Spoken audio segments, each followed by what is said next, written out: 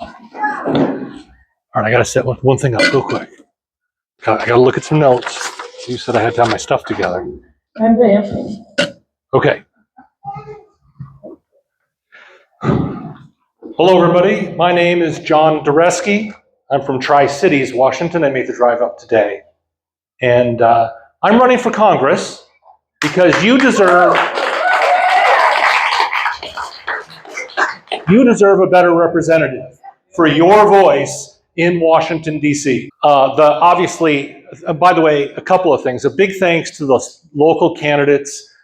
I loved seeing the first-time candidates. I myself am a first-time candidate. I'll get to that in a minute. But seeing the young people out there saying, we are going to do something, we are going to get involved in our government, that is what this is all about. And I could not be more thrilled. So today I felt, I'm still fairly new to this, but I felt like a real politician today. I went to an Indivisible event in Pasco, and then I went to a double NAACP charter event, ribbon cutting in Pasco as well, and Governor Ferguson was there. And what I want you to know before I even get started with my stump speech is that an advocate down there, a real activist, said, hey, John, Governor Ferguson's going to be there. You could meet Governor Ferguson. And you know what? No, I had to come here to meet with all of you from Douglas County and Chelan County and tell you how we're going to take Congress back from the Republicans. Now, just to be clear, that means that I get to do this for another year until the primary. The election is obviously next year, and I'm running as a Democrat. So I want to make those two things clear. John Duresky, 2026. And I'm not going to shy away from being a Democrat. You hear that sometimes. Well, we don't want to embrace the Democrats too closely. No, there's a shift coming. There's a change. I can feel it.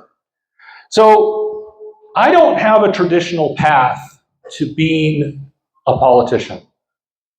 Because 4 months ago, I was a civil servant. Let's see. Oh, it's back. It's just, okay, no problem. So I did 24 years in the Air Force. I retired as a major off at Air Force Base, Nebraska. And then I retired on a Friday and I went to work in civil service on a Monday, which is not a great thing to do. It's going to be a theme though. You're going to find out that I'm really bad at retiring. So at some point, I got the opportunity to move to Hanford to be a project controls officer at Hanford. So I worked at Hanford for the last 4 years. Whole family moved out here. We absolutely love Central Washington. I have not been to Wenatchee enough. I'll just admit that right now. And then I started getting the letters. You know the letters from the Department of Government Efficiency. I should have air quotations for that. So yeah, I got an offer I couldn't refuse, you might say. I realized I'd hit my early retirement, and now I'm here. Because I want to read a couple of things that the Trump administration has said about civil servants. Russell Voigt, the Director of Office of Management and Budget, wants to put them in trauma. Trump has called civil servants the enemy within. So let me tell you about the enemy within. One of the last projects I worked on in civil service, I worked with a woman. It's one of the most dedicated people I've ever met. And we had a very, very big project. And this project required overtime.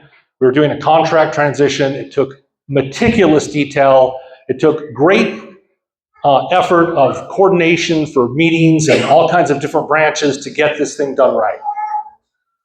And the whole time we're doing this, we're working the extra hours, we're doing this stuff. She is leading this team like just cracking the whip. She is sharp as a nail. Except for some days she would have to leave to go do chemo. That's the enemy within. But you might imagine, I'm a little frosty about that. And I think it's time, it's past time to go back to Washington and fix civil service and return civil service to the position of respect that they deserve.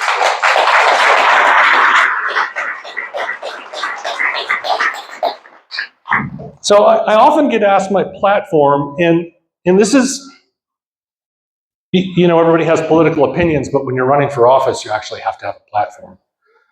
Let me tell you the first one. I already said it. I kind of cheated. I'm a Democrat. My biggest role is going to be to caucus with the Democrats so that Hakeem Jeffries can be Speaker, and we can put a break on what Donald Trump is doing to our country right now.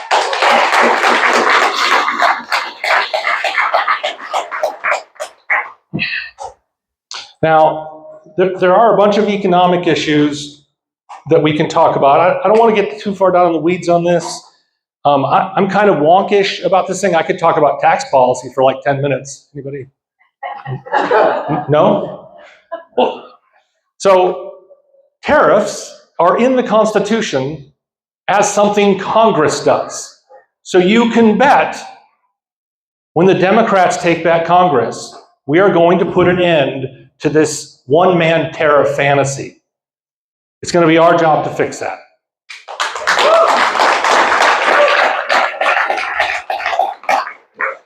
Now, just real quickly on the tax code, I want to read this because this was on a website the other day. It was Project 2028. And we don't need our own Project 2028. The Democrats are just going to do what's right for the country. But one thing that people don't talk about is we're going to change the tax code so that it doesn't increase inequality every day. We're going to make the tax code work for the middle class and the working class instead of for the billionaires. That's what the thank you.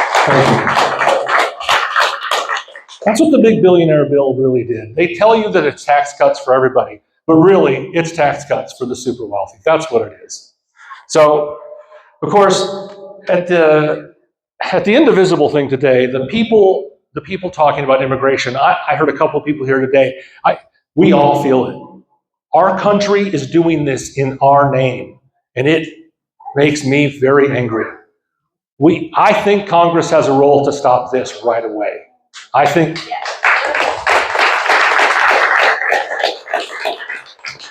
So that's job one. And listen, the laundry list of things I think everybody's going to be on board with. We're going to have a pathway to legal status for undocumented immigrants that have been here working. We're going to fix the asylum process does need fixing. And look, I'll just say it. The defund police thing went really badly, but I'm going to say it. We're going to defund ICE. Yeah.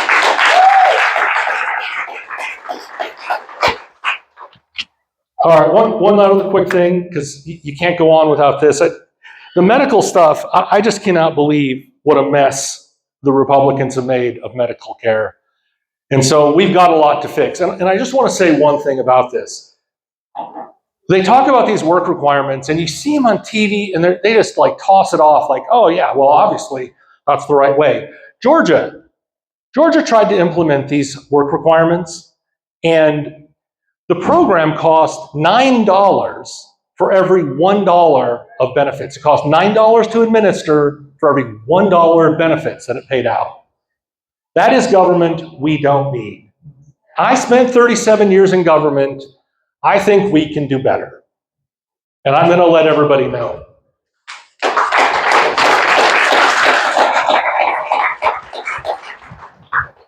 Okay, so that's really...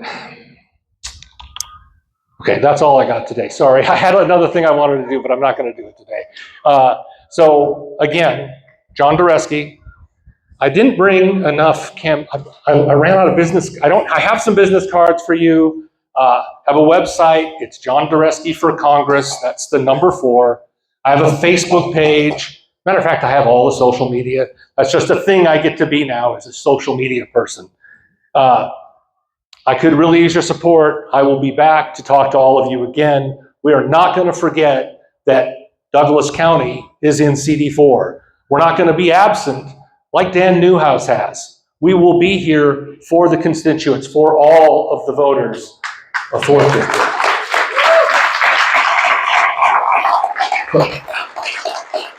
Real quick, shout out to Karen and Jane and everybody who's out today. It is awesome to see all of you. and I hope to win your support over the next year. Thank you very much.